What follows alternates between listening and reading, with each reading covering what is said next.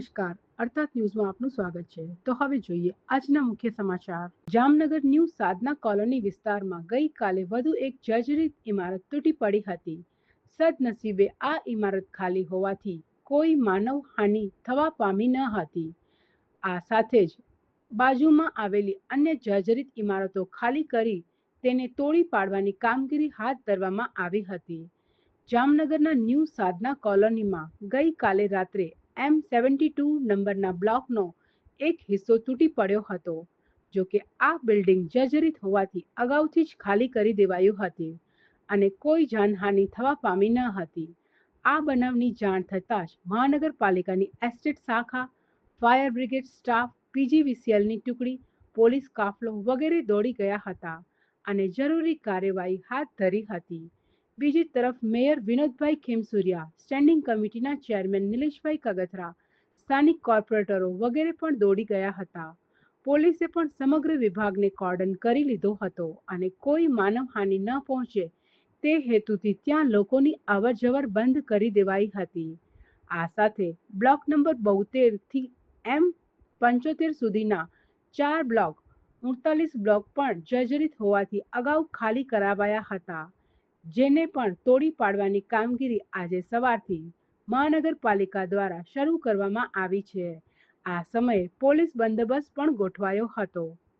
આજરોજ જામનગરમાં ward number 16માં આવેલ સાધના કોલોનીના M73 નંબરનો બ્લોક પોતાની મેરે ધરાશાયી થઈ ગયો તેવો ફોન આવતા આ વિસ્તારના કોર્પોરેટર પાર્થભાઈ કોટડિયા, મહાવીરસિંહ તેમજ આ વોર્ડની ભાજપના સંગઠનના બધાને મેં તાત્કાલિક જાણ કરી અને અમે અત્યારે સ્થળ ઉપર આવ્યા છીએ। સદનસીબે આ જે આવાસમાં જે લોકો રહેતા હતા કોલોનીમાં એ પહેલાંથી મહાનગરપાલિકા દ્વારા ખાલી કરાવવામાં આવી ગયેલ, જેના હિસાબે કોઈ જાનહાનિ થયેલ નથી અને જે આ બ્લોક છે એને ડિમોલેશન કરવાની કાર્યવાહી સતત ચાલુ કરી દેવામાં આવશે।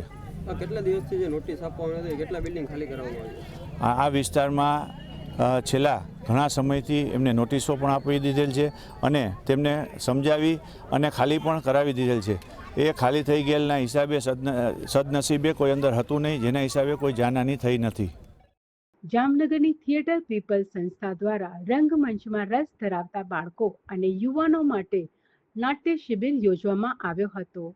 આ નાટ્ય શિબિરના અંતે શિબિરમાં ભાગ લેનાર કલાકારો દ્વારા ત્યાં કરાયેલ નાટકો ધન્વંતરી ઓડિટોરિયમમાં ભજવવામાં આવ્યા હતા। ગુજરાતી રંગભૂમિ વર્ષો સુધી જીવંત રહે તેવા શુભ ઉદ્દેશ્યથી જામનગરની નાટ્ય સંસ્થા થિયેટર પીપલ્સ દ્વારા નાટ્ય શિબિરનું આયોજન કરવામાં આવ્યું હતું। આ શિબિરમાં બાળકો ઉપરાંત યુવાનોએ ભાગ લીધો હતો। શિબિરમાં અભિનય, દિગ્દર્શક, મ્યુઝિક, લાઇટિંગ, મેકઅપ વગેરે શીખવવામાં આવ્યું હતું। શિબિરના અંતે રંગ પર્વ કાર્યક્રમ દ્વારા શિબિરાર્થીઓ દ્વારા કરાયેલ નાટકો ધન્વંતરી ઓડિટોરિયમમાં ભજવવામાં આવ્યા હતા, જેમાં mayor Vinodbhai Khemsuriya, deputy mayor Krishnaben Sodha, પૂર્વ ભાજપ પ્રમુખ મુકેશભાઈ દાસાણી અને લલિતભાઈ જોશી સહિત અનેક નાટ્યપ્રેમી શહેરીજનો ઉપસ્થિત રહ્યા હતા। સંસ્થા દ્વારા શિબિરમાં ભાગ લેનાર તમામનું પ્રમાણપત્ર આપી સન્માન કરવામાં આવ્યું હતું। હવે તું કઈ નાની નથી, 17 ચોમાસા અને ભીંજવી ગયા, મારે જુવાન થવાને અને ભવરા મને શું લાગુ પડે? રાજની પાર્વતી પિતા મહાદેવ, જય ગણેશ જય ગણેશ જય ગણેશ દેવ, માતાજીની પાર્વતી પિતા મહાદેવ।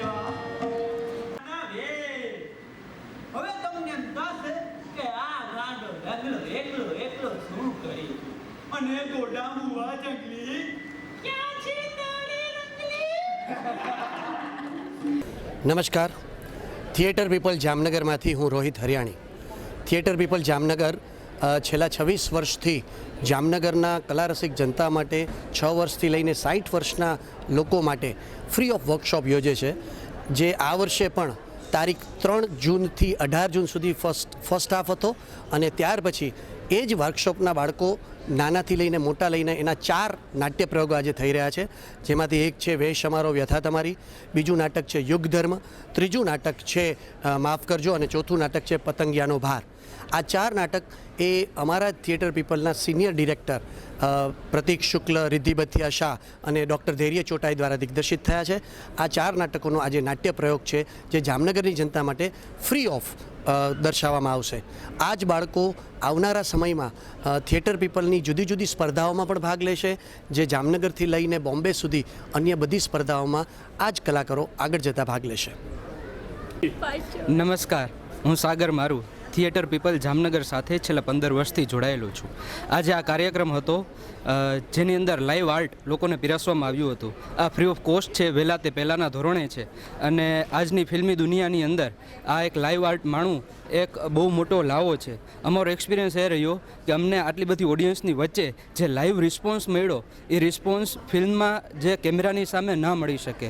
તો આ એક અમારી ખૂનની અંદર ઉત્તેજના પૂરનારું કામ છે અને આ જ વસ્તુ છે કે જે અમને થિયેટર કરવા માટે પ્રેરિત કરે છે અને અમે વર્ષો સુધી આ કાર્યક્રમ કરતા રહીશું. નમસ્કાર. તો આ હતા આજના મુખ્ય સમાચાર. અમારી આસ્થા ચેનલને ફેસબુક, યુટ્યુબ ઉપર લાઈક કરો, શેર કરો અને સબસ્ક્રાઇબ કરો.